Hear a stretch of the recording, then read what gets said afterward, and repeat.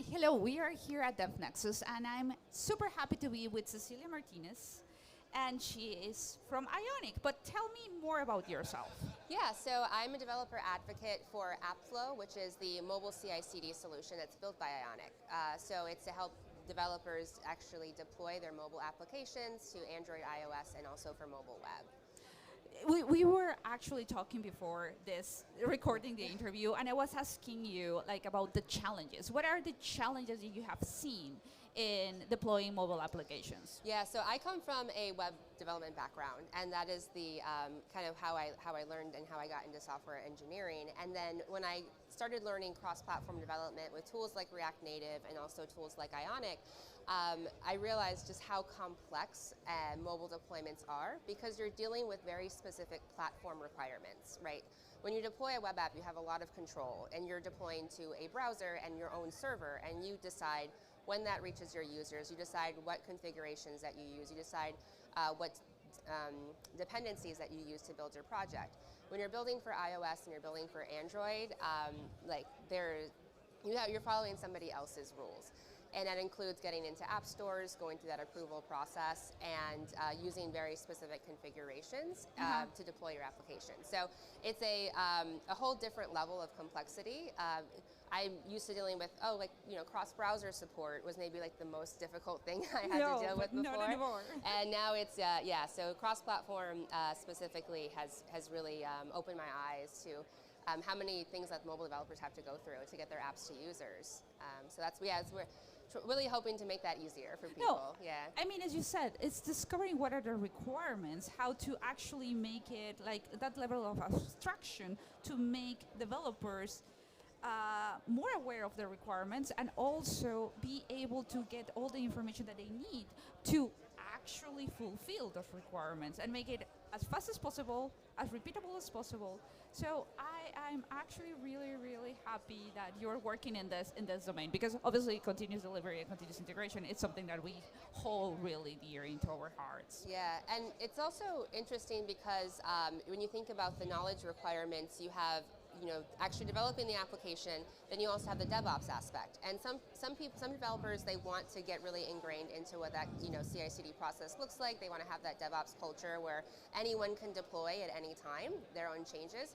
But you have other organizations where that's much more siloed, and you have those separate functions.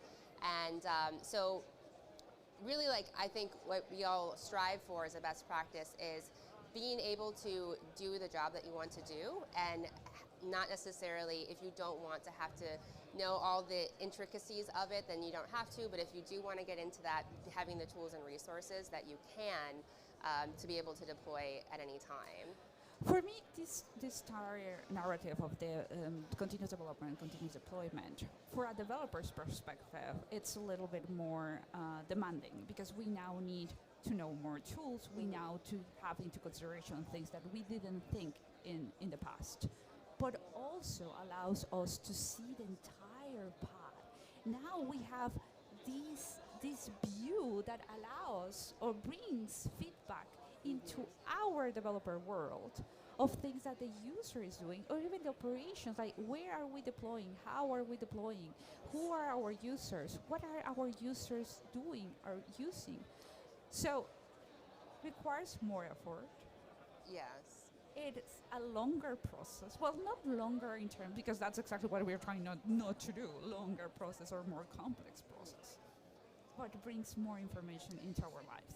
Exactly. So it's balancing the needs of productivity, but then also visibility, right? So we have access to all this information, and because when we have automated pipelines, we get increased visibility into every single stage of that, including what commits are used for builds, who's triggering them, what version that you're on, what the dependencies are, so that and getting that information in an automated system allows anybody access to it versus it being siloed to one person, like the one person who does the deployments.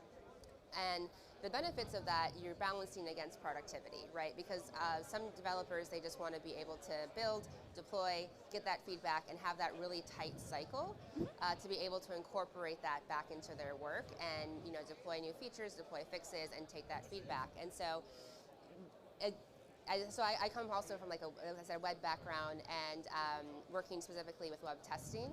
So I used to work at a company called Cypress. It's a browser automation testing tool, and integrating that into CI/CD pipelines. But it's all about having that like fast feedback loop and that confidence to be able to deploy quickly, so you can see the impact of your changes and get them back in. And we want to be able to essentially have that same velocity in the mobile process as well, and being able to have that process take place. So yeah, I mean, that productivity is so key, and it may take a little bit more effort up front sometimes to get that established, but then once you have that flywheel going, that's where the developer's like experience process really shines. There's another topic that I would like to bring up, and you were telling me also that you are very active in the Atlanta JOC. So tell us about that. Yeah, so I am located here in Atlanta. Sorry, you said Atlanta.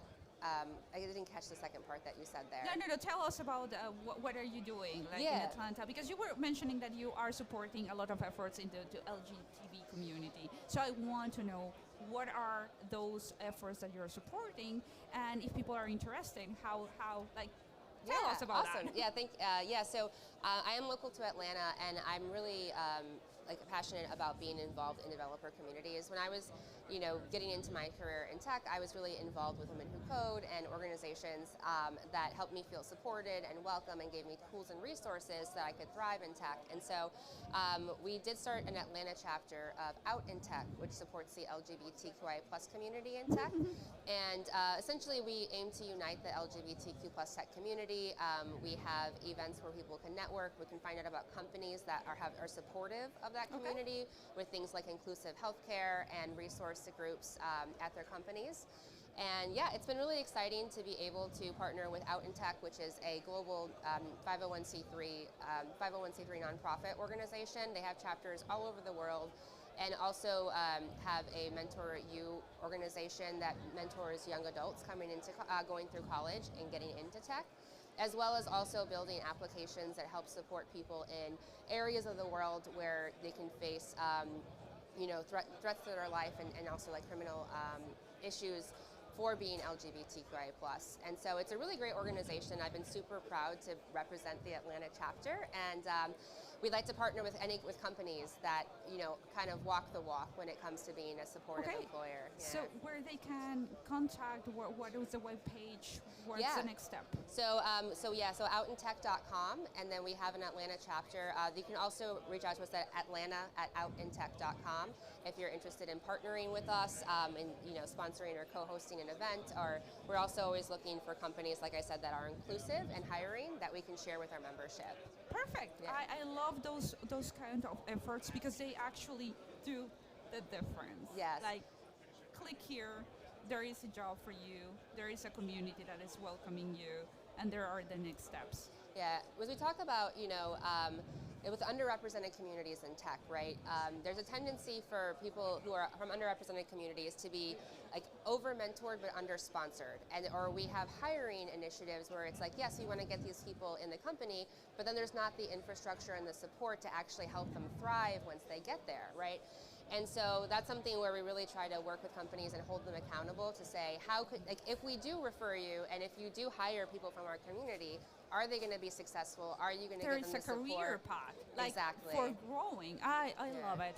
Well, thank you very much for that, because we do really need that in the tech industry desperately. Yeah. Thank you very much, Cecelia, for being here and talking to our audience. Yeah. And you will see in the description the links that she mentioned for more information about this. Thank you very much. Thank you.